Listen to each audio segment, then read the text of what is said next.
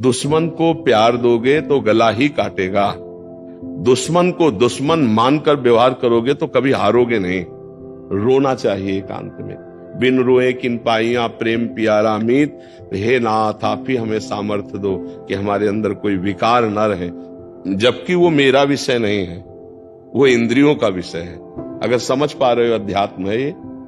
हम जब काम को अपना विषय मान लेते तब हम परास्त हो जाते हैं। अपने पति को छोड़कर किसी और पुरुष की तरफ काम भाव दृष्टि रखना घोर पाप। एक पत्नी व्रत रखने वाला या एक पतिव्रत रखने वाला काम विजयी ही होगा, पक्का होगा, क्योंकि उसमें सुख नहीं, एक दिन उसको वैराग्य हो जाएगा। लेकिन बेविचार करने वाला, मलिन अंतःकरण वाला, चाहे बूढ़ा हो जाए, मर जाए, तो भी वासनाएं नहीं नष्ट होती। इस बात को समझो। राधा वल्लभ श्री हरिवंश। महाराज जी, प्रिया प्रीतम से मिलन के मार्ग पर चलते हुए साधक के जीवन में काम रूपी विकार का क्या स्वरूप रहता है? बहुत जोर का होता है, बहुत जोर का होता है, क्योंकि टक्कर का योद्धा एक ही है। ये प्रेमी को गिराने के लिए एक ही जो योद्धा समर्थ है, दूसरा नहीं समर्थ है। जैसे क्रोध और लोभ है, ये इसी की उपज है, काम की। कामः संजायते क्रोधा, और काम की पूर्ति में लोभ, और काम की पूर्ति में बाधा में क्रोध। लोभ और क्रोध इसी की उपज है, काम की। सबसे बड़ा सुभट योद्धा काम ही है, ज्ञानियों के लिए भी और प्रेमियों के लिए भी। ये ज्ञानियों को नित्य बैरी है, नित्य दुश्मन है, कभी ना घाने वाला, महापापी, महापापना, ये महान पाप कराने वाला, महासनो, चाहे जितना भोग लो कभी तृप्त नहीं होने वाला। तो जैसे ही हमारे हृदय में, वैसे सबके हृदय में काम है, लेकिन जैसे ही हम काम विजयी होने की सोचते हैं, वैसे ही अपना विशेष रंग दिखाता है। प्रिया प्रीतम के मिलन का मतलब काम विजयी होना, भगवत प्राप्ति का मतलब काम विजयी होना। जीव ही हम इस पर शासन करना चाहते हैं। तो जैसे हम किसी दुश्मन के अंडर में है तो निश्चिंत है, और जब हम भागने की कोशिश करेंगे तब वो हमारे हाथ पैर तोड़ेगा, तब वो हमको बंदी बनाएगा। ऐसे ही जब हम सोचते हैं अब हम भगवत प्राप्ति करेंगे, अब ये गंदा विचार हमारे अंदर में इतना होगा जो पहले कभी नहीं हुआ। अब इसको रोकने के लिए ही ये सत्संग है, नाम जप है, भगवान से प्रार्थना है। रोना चाहिए एकांत में। बिन रोए किन पाइया प्रेम प्यारा मीत। हे नाथ, आप ही हमें सामर्थ्य दो कि हमारे अंदर कोई विकार न रहे। तो वही करो सदा तिनके रखवारी, जिम बालक राखे महतारी।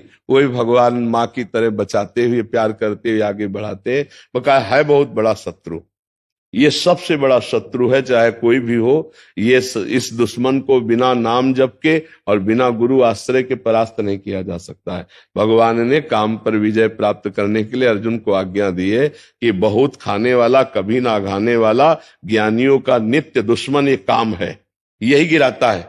इसलिए अर्जुन, इसको तुम मार। किससे? विवेक रूपी तलवार से, ज्ञान रूपी तलवार से मार। ये कितना भोगोगे, कहां तक भोगोगे? कभी तृप्ति हुई है क्या किसी की? इसका मतलब है त्यागाच्छांतिरनंतरम, ना कि भोगाच्छांतिरनंतरम। भोग से तो और अग्नि बढ़ेगी, और काम बढ़ेगा, और वासना बढ़ेगी। तो धर्म पूर्वक जब काम को सेवन किया जाता है तो उससे वैराग्य आता है। जैसे गृहस्थी है धर्म पूर्वक, शास्त्र मर्यादा, और विरक्ति है तो आजीवन ब्रह्मचर्य, तब इस पर विजय प्राप्त किया जा सकता है। तो काम तो प्रेम और ज्ञान दोनों में बाधा पहुंचाएगा। जहां आप कमर कसोगे, बाधा तो सबको पहुंचा रहा है, लेकिन वो समझ नहीं पा रहे। पर जब ज्ञान और प्रेम की तरफ बढ़ोगे, तब वो तुम्हारी टांग खींचेगा संसार की तरफ, तब तुम्हें भ्रष्ट करने की कोशिश करेगा। जो तुम भोगना चाहते हो उससे अधिक आपको सुविधा दे देगा। वो माया है ना, आप भोगो, कोई परेशानी नहीं। और अगर आप भोगों को स्वीकार कर लिए तो प्रिया प्रीतम से मिलन की इच्छा ही नहीं रह जाएगी, योग्यता नष्ट हो जाएगी।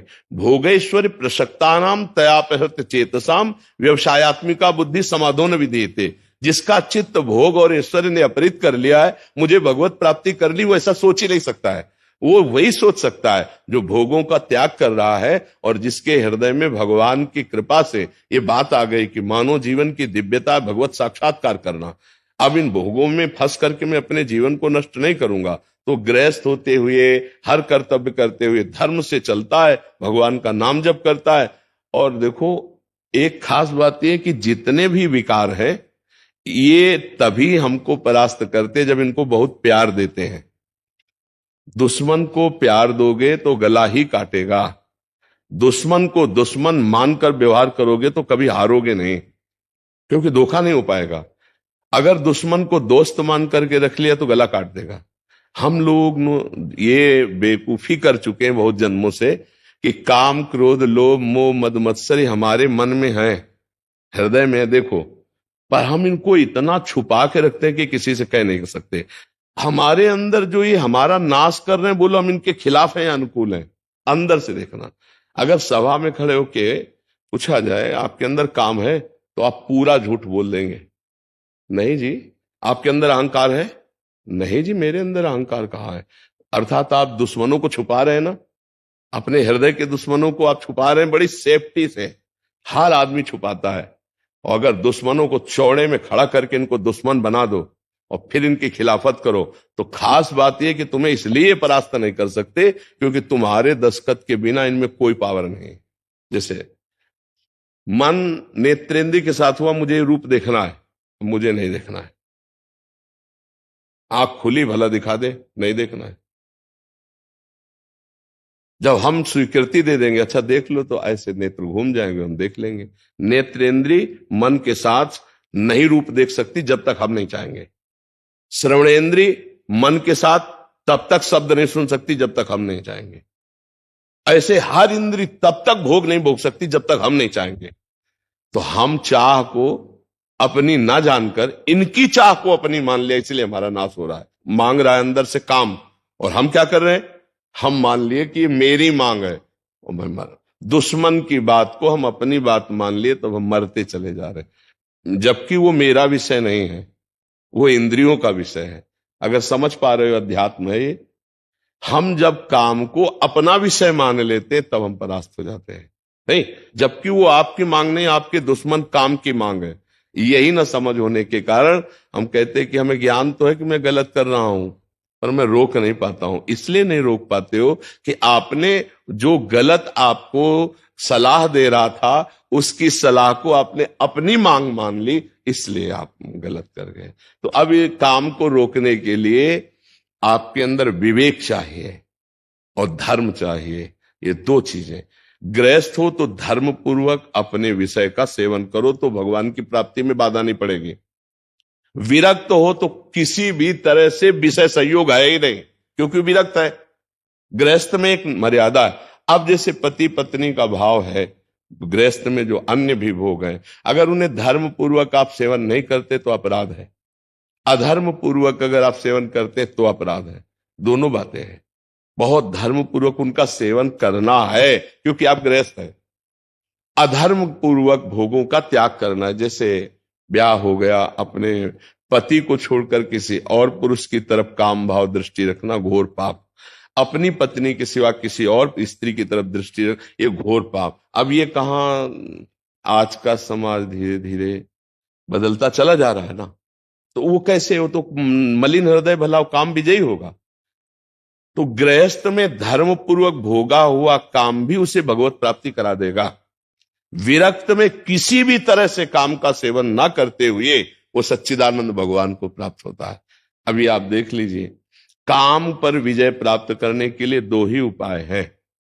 एक प्रवृत्ति मार्ग से जाते हुए धर्म पूर्वक भोगते हुए वैराग्य को प्राप्त होना, और एक निवृत्ति मार्ग से जड़ से उसको नाश करते हुए, किसी भी तरह उसका संयोग ना होते हुए परमात्मा को प्राप्त करना। तो जैसे आप लोग गृहस्थ हैं, तो आप लोग एक सीमा में रहें, नाम जप करते हुए अपनी मर्यादा में रहे, तो धर्म पूर्वक गृहस्थी में चलते हुए भगवान की प्राप्ति हो जाएगी।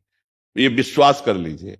और अगर मनमानी आचरण हुए तो फिर प्रिया प्रीतम और भक्ति इनकी बात दूर जाने दो, मनुष्यता नहीं रह जाएगी, मनुष्यता नहीं रह जाएगी।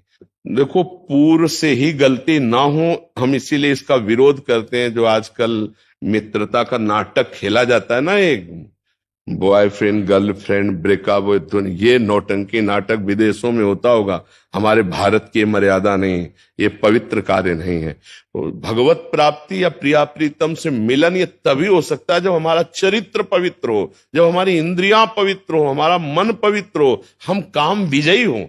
एक पत्नी व्रत रखने वाला या एक पतिव्रत रखने वाला काम विजयी ही होगा, पक्का होगा, क्योंकि उसमें सुख नहीं, एक दिन उसको वैराग्य हो जाएगा। लेकिन बेविचार करने वाला, मलिन अंतःकरण वाला, चाहे बूढ़ा हो जाए, मर जाए, तो भी वासनाएं नहीं नष्ट होती। इस बात को समझो, इस सिद्धांत को समझो। आजकल नए बच्चे ही चरित्रहीन हो रहे, कैसे जाकर भगवत प्राप्ति या राष्ट्र सेवा या दिव्यता इनमें कैसे आ पाएगी? तो काम विजय होने के लिए पहले चरित्र पावन करे, इंद्रियों को नाम जप के द्वारा और विवेक बुद्धि से मन को शासन में लेकर के इन शत्रुओं का नाश करे, तब भगवत साक्षात्कार होता है। और ये सब सहज में हो जाता है, कोई परेशानी नहीं पड़ती। हमारा लक्ष्य बन जाए, सत्संग सुनते हमारा लक्ष्य बन जाए भगवत प्राप्ति, हमारा लक्ष्य बन जाए धर्म से चलना, हमारा लक्ष्य बन जाए पति प्रेम, हमारा लक्ष्य बन जाए एक सीमा में स्थित रहना, अभी सब ठीक हो जाए। लेकिन मन के अनुसार या काम वेदना के अनुसार या हमारी गंदी वृत्ति के अनुसार, तब तो हमारा सर्वनाश हो जाएगा। भगवत प्राप्ति तो बहुत ऊंची बात है, हम एक मनुष्य कहलाने योग्य नहीं रह जाएंगे, हमारा जीवन सर्वस्व ये काम नष्ट कर देगा। जरा सी गलती हुई, आजीवन कारावास भोग रहे हैं। जरा सा काम ने अपना अधिकार दिखा दिया, गोली मार दी गई है। जरा सा काम ने अपना अधिकार दिखा दिया, फांसी की सजा दी गई। ये क्या है? अगर हम विवेक से नहीं चलेंगे तो हमारा सर्वनाश काम कर देगा। भगवत प्राप्ति तो बहुत दूर है, बहुत बड़ा राक्षस है ये। काम और धर्म पूर्वक भोगा गया काम भगवान का स्वरूप भी है, ये भी बात समझ लो। भगवान ने गीता में जी कहा है, धर्म पूर्वक भोगा हुआ काम मैं हूं। तो आप लोग गृहस्थ में है तो धर्म पूर्वक है, और विरक्त का काम का सर्वथा त्याग है। काम क्रोध मद मान मोहा, लोभ न क्षोभ राग नहीं द्रोहा, जिनके कपट दंभ नहीं माया, जिनके हृदय बसो रघुराया। तो समझ पा रहे हो आप सखी? हाँ, ये भगवत मार्ग है, बहुत पहले चरित्र पावन, तभी तो पवित्र भगवान का साक्षात्कार होता है। और इस काम जैसे राक्षस ने सबके हृदय को अपवित्र करने की ठान ली है। कोई बचेगा तो गुरु कृपा पात्र बचेगा, भगवत कृपा पात्र बचेगा। जो बुद्धि से ये सोच रहा है कि नहीं ये दुश्मन है तो बच जाएगा, नहीं अगर मित्र मानेगा तो कैसे बच पाएगा। और आजकल बच पाना और दुर्लभ हो गया, क्योंकि मोबाइल भगवान है।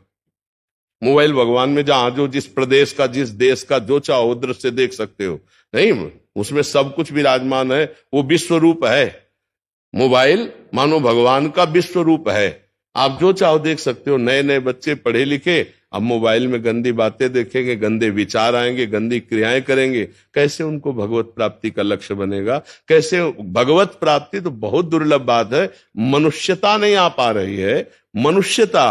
मनुष्यता से दूर होते जा रहे, राक्षसी बुद्धि बढ़ती जा रही, गंदे व्यसन करते जा रहे, गंदे आचरण करते। हम कई बार एकांतिक में कहा है कि आप देखो, समझ नहीं पा रहे हो आप कितने गर्त में गिर रहे हो।